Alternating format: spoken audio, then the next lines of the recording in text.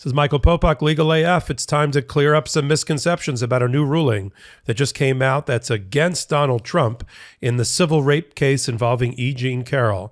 Let me start with the synopsis of what happened, and then we'll back into the facts.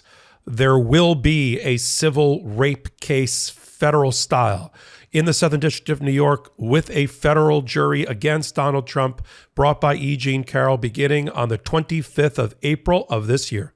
So just in about 4 weeks. I repeat, there will be a civil rape case and a defamation case involving comments that Donald Trump made about E Jean Caroll in denying that he had sexually assaulted her in the dressing room of a Bergdorf Goodman department store in 1995 or 1996 that he made after he was president. That is going to trial.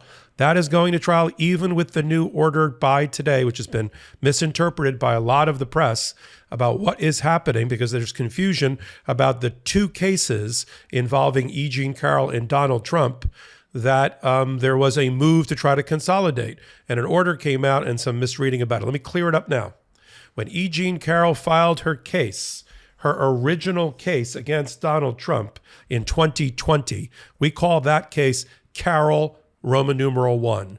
Carroll Roman numeral 1 dealt with comments that Donald Trump made about E Jean Caroll in denying that he had sexually assaulted her, which rose the level, in the view of the complaint, of defamation. A dispute broke out that went up twice on appeal about whether Donald Trump, as president, enjoyed immunity from that type of suit because he was an employee of the federal government, employee number one as the president, and the comments he argued he made in the course and scope of his duties as president. Let's put that aside for a minute, because that issue was bouncing up and down between the Second Circuit Court of Appeals and the D.C. Court of Appeals, the highest court of the D.C. territory, not the federal court, the D.C. territory. Put that on the back burner, because in November of 2022, there was a new case filed by E Jean Caroll under a new law in New York called the New York Adult Survivors Act statute, which allowed adults who are the victims or claim to be the victims of sexual assault and battery to file suits within 1 year of the new statute's opening of the filing window, regardless of the statute of limitations. And E Jean Caroll was the first case number 1, to be filed in New York under the Adult Survivor Statute in November. That case we call Carroll number 2, or Carroll Roman numeral 2. And that has two components. One of them is the civil rape claim under the New York Survivor Statute. The second component is another defamation claim against Donald Trump after he was president, so now just Citizen Trump, where in 2022, in his social media, he defamed her again, denying that he had attacked her, claiming not to have known her, claimed that she wasn't his type, and everything else that we've reported on. That is Carroll number 2. Those two cases have been running parallel next to each other. Discovery's been taken, depositions have been taken. Both cases are really prepared for trial. In fact, just a week or so ago, we reported on Legal AF, our podcast, that Judge Kaplan even made rulings about evidence that could be presented in court by the two sides, ruling against Donald Trump and for E Jean Caroll, allowing that infamous Access Hollywood audio recording where Donald Trump, in a hot mic moment with Billy Bush, claimed that he frequently sexually assaulted and attacked women without their permission, goes without saying, and they even grabbed them by the genitalia, the famous "I grabbed them by the P word." He also, the judge, ruled in terms of evidence coming into whatever trial that 2 women at least could testify about equally also being sexually assaulted and attacked by Donald Trump at various times. A People magazine reporter who was attacked, she claimed, at Mar-a-Lago, and a woman who sat next to Donald Trump in a first-class cabin, having been upgraded, unfortunately, that day, who said she got groped. That testimony's coming in. But the question has always been, which trial, or what is the trial going to look like? Is it going to be a consolidated, combined trial of Carroll 1, the defamation that happened while he was president, Trump was president, and Carroll 2, the assault case, the sexual assault case, or are they going to run on separate tracks and have 2 separate trials and 2 separate juries? So to force the issue just on Friday, the lawyers for E Jean Caroll and the lawyer for Donald Trump, by the way, not Joe Tacopina,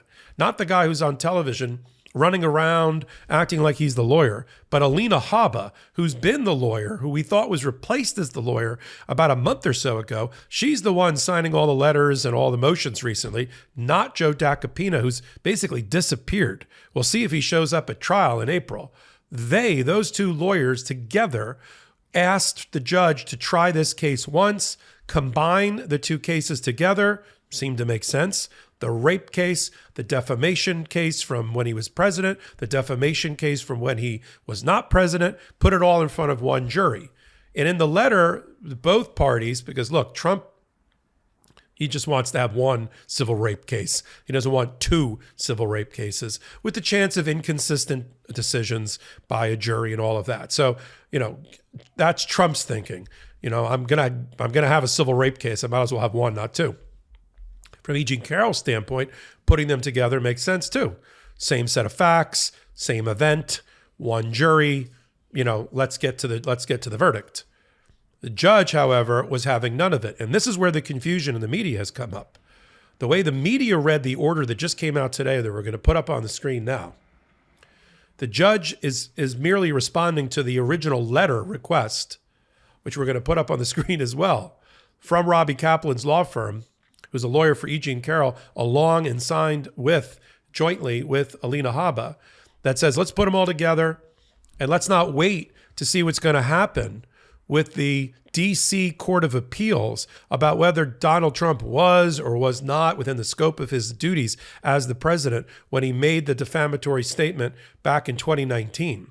Meaning if he did, he's immune from suit. Let's just go forward with the whole thing and we'll wait to see what the appellate courts do, Your Honor.